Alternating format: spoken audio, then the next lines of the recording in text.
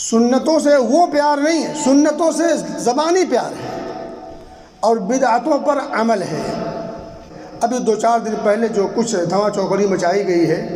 وہ آپ نے دیکھی ہوگی، ویڈیو کی شکل میں، کچھ فوٹوز کی شکل میں دیکھا ہوگا۔ وہ جو دھما چوکڑی مچائی گئی وہ کس نام پہ؟ مذہب کے نام پہ، دین کے نام پہ،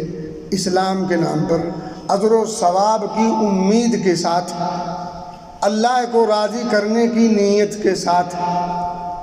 میں نے آپ کو بتایا کہ شیطان مسلمان کو گمراہ کرنے کے لیے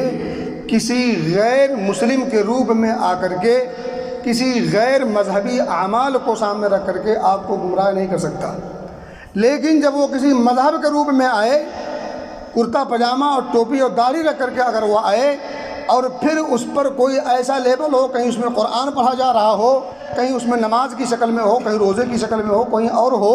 تو پھر انسان اس کو اپنانے کی طرف بڑھتا ہے، لپک پیدا ہوتی ہے، اور اس میں وہ ایسی چیزیں بھی سبز باغ کیا دکھاتا ہے، چھوٹے چھوٹے اعمال، بڑے بڑے فضائل۔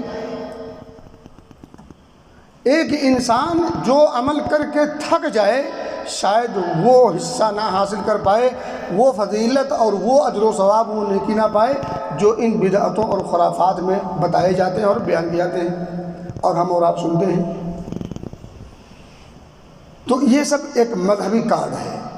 شیطانی چال ہے، اس کے علاوہ اس کے کچھ نہیں۔